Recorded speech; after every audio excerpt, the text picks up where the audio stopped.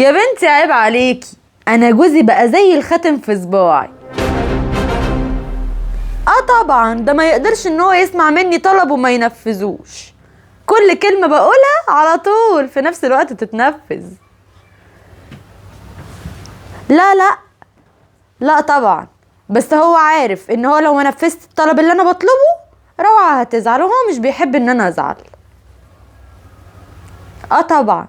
بقولك ايه، هقفل بس معاكي دلوقتي عشان الحرباية سلفتي موجودة هنا. يا اختي، وليه قرشانة ودنها يقعد بتسمع دبة النملة. ماشي يا روحي، يلا باي. يلا يا هبلة انت كمان، ده ايه القرف ده؟ بقولك ايه، انا عايزاك تيجي البيت ضروري. اسمع بس، في موضوع خطير انت لازم تيجي تعرفه. يلا بس يلا بس متأخرش. سلام. في ايه يا تعالى حبيبتي؟ يا سبع البرومبا. في ايه؟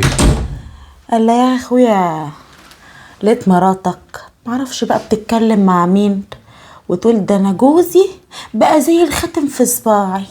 انت بقيت زيهم ولا ايه؟ ايه زيهم وخاتم في صباع؟ ما تعدلي يا بنت كده، في ايه؟ اتكلمي مع اخوك شوف مراتك باحترام. بقى بتتكلم مع مين وبتقول انا جوزي بقى زي الختم في صباعي. انت بتتكلم كده ليه خاتم في معايا؟ صباعها ايه ودلع نسوان ايه؟ انت شايفاني كده؟ انت شوف انت بقى مراتك، انا مالي. لا ما انا كده كده هشوف مراتي، انما انت شايف اخوك ايه؟ والله اللي انا اعرفه ان مراتك مادام قدرت كده يبقى انت كده. انا كده؟ طب اعدلي وانت بتتكلمي مع اخوكي.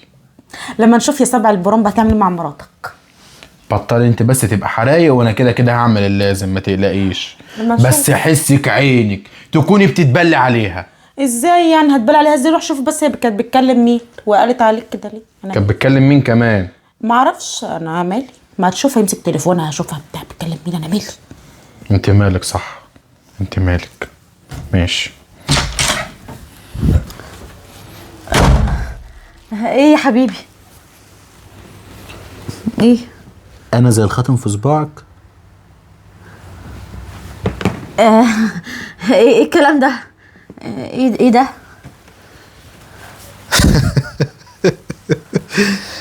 اصل انا سمعت كده طرطيش كلام. طرطيش كلام ايه؟ ايه الهبل ده؟ ان انت كنت بتقولي يعني ان انا تحت طوعك وزي الخاتم في صباعك. لا انت يا لهوي بقى، شفت بقى كده هزعل. انت فهمت غلط. انا بقول ده هو انا زي الخاتم في صباعه، انا تحت طوعه وتحت امره في اللي يقول لي. بس انا مفيش خواتم في صباعي. لا ما انا يا لهوي، انا اقدر ان انا ما انفذلكش طلب. ده انت روح قلبي يا لهوي، ده انت جوزي حبيبي. ايه على الحلال من ديني ان ما ظبطتي لاظبطك. خلاص. وعايز افهم كنت بتكلمي مين في التليفون وبتقولي لها ولا بتقولي له؟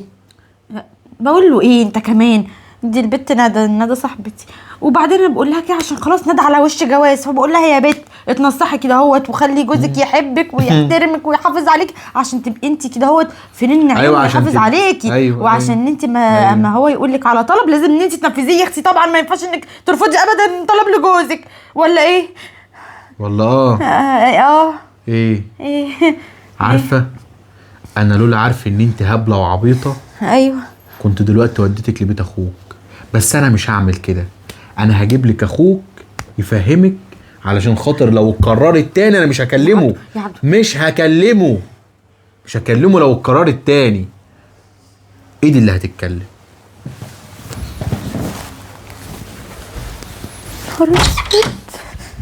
انت منك يا بعيده. ايوه ما انت عيله صفرة كده اهوت عماله انك تحكدي وعايزه انك تبوظي عليا بيتي. حسبي الله ونعم الوكيل. ايه ايه ايه ايه كلمتها. عايزك تثقي ان اخوكي راجل، واخوكي يعرف يمشي بيته كويس. وعايز اقولك على حاجه. تعرف تمشي كويس ازاي يعني؟ يعني بعد الكلام اللي انا سمعته وكانت معرفش كانت بتكلم مين وتقول له ولا تقول لها زي الخاتم في صباعي. انا دلوقتي لو راجل اهبل ولا متسرع ولا مندفع وما بفهمش كنت رحت مسكت مراتي عجنتها في بعضيها. صح فاللي انت عملتيه ده غلط، ما يتكررش منك تاني بقى، لو سمعتيها بتقول يعني كلمه انا زي يعني كده، ما اخليك يعني ما تعرفش اي حاجه في لو البيت؟ سمعتيها بتقول كلمه زي كده تروحي تواجهيها وتسمعي اللي بتكلمها ان عكس كده، وان اخويا راجل ومحترم. انت عارف ان مراتك ما بتسمعنيش اصلا يعني، ولا يبقى ما في ما ساعتها بيني وما لو بينها اصلا اي زعلتك، ود. لو زعلتك في الكلام ترد عليها، زعلتك تاني تيجي تقولي لي، انما مش اي كلمه تسمعها تيجي تقوليها. انت كده بتخربي بيت. ماشي؟ اتعلمي بقى.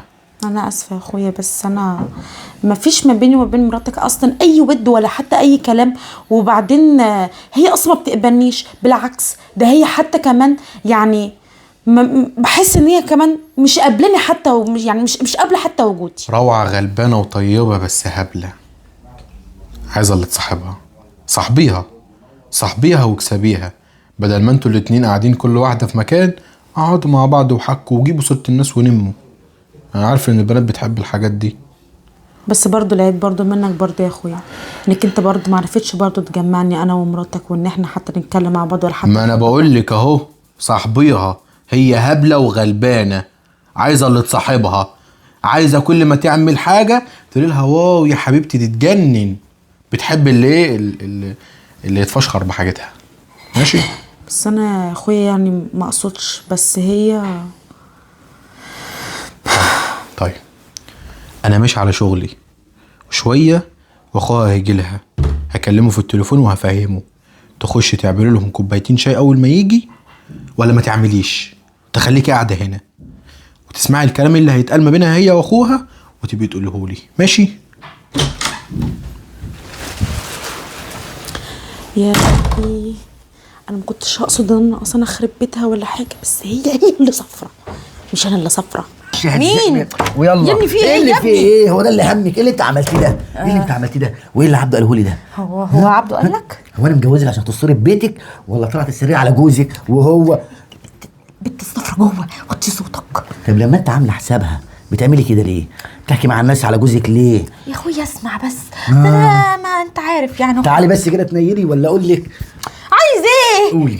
ما هو انت عارف ان انا بحب عبده. بس انا والله العظيم ما كان قصدي يا اخويا، انا بس كنت بكلم البت ندى وبعرفها يعني ان انا مسيطره بقى في بيتي، وان هو مسيطرة. خاتم في صباعه ده انت لما بتشوفيه مش عايز اقول لك ايه اللي بيحصل لك، احنا مش هنمثل ونضحك على بعض. ايوه ما انت عارف عبده ما تمشي لي ورا واحده بقى وهق ومق والكلام ده ما بحبوش. خلاص والله. قسما بالله جوزك لو كلمني تاني وقال لاختك عملت لهاجه دي 50 خلاص تمشي على والنبي، خلاص حاضر. حاضر ايه؟ مش هتكلم تاني ولا هقول حاجه. ما بس شوفي بقول لك جوزك عايز ايه واعمليه. والله العظيم بعمل كده. بقول لك ايه، هو عبده زعلان مني ولا؟ ده انا ماليش فيه، ولا هسال ولا هقول ولا اقول له معلش وسامحها وهق ومق، ماليش فيه. والنبي يا علي والنبي والنبي. عشان خاطري الاخت مالهاش عند اخوها غير ان هو يطبق والله لها. أعرفك. والنبي والله ما والنبي يا أعرفك. علي، والله ما أعرف. بالله عليك اصبر بس، اتقل كده اتقل. انت عارف ان انا اختك، مش هيبقى ايه هيرضيك ان انا اخرب على بيتي عشان انا هبله؟ بالله عليك اتقل كده وروح كلم عبده وقول له ده مراتك بتحبك ومراتك افضل بقى اكدب يعني؟ لا والله العظيم انا فعلا بحبه، وانت عارف ده. خلاص لو بتحبيه روحي صالحيه زي ما عملتي وغلطتي، حلي. اطلع بره يا علي. سلام يا اخويا. انت نهار السوح يا نهار السوح. كريمه ايه يا حبيبتي؟ روعه انا اسفه على اللي انا عملته، بس انت دايما بتعامليني مش حلو، ومن ورا جوزك بتعامليني كأنك يعني. ما بحبكيش ليه يا كريمه؟ بحبك على فكره، بس انا ما بحبش طريقه تعاملك بصراحه معايا. كل كلمه بتسمعيها مني مع عمي، مع اختي، مع اخويا، مع صحابي، بتروحي تقوليها على طول لاخوكي، وانا اتخنقت عشان من انت حاجه دايما بتكلميهم انك انت دايما مش حباني، عمرك ما قابلتيني كويس. انت حتى من ورا جوزك بتعامليني حتى وحش، وكانك قدامه كريمه دي ايه حبيبتي روحي. عشان انا فعلا بحبك يا كريمه، بس انت بتعصبيني من اسلوبك برضو. بس على فكره يعني انا كل اللي بتمنى ان احنا نكون اصحاب، مش ان احنا نبقى كأننا ضراير وانت اخته. حقك عليا لو زعلتك او قلت كلمه وحشه في حقك، انت برضو عيله غلبانه برضو كويسه، ما تزعليش مني. انت كمان حقك عليا ما تزعليش. قولي بقى لعبده الكلمتين دول، وقولي له ان انا والله العظيم ما ليا هو غيره. عبده والله طيب والله طب ما انت بصراحه بقى ها هو يا عيني المظلوم في وسطينا انا وانتي. بالظبط. فالمفروض بقى ان احنا نكون حبايب، مش اكننا ضراير. ما عندك حق. خلاص تعالي بقى احنا نقعد مع بعض. تعالي.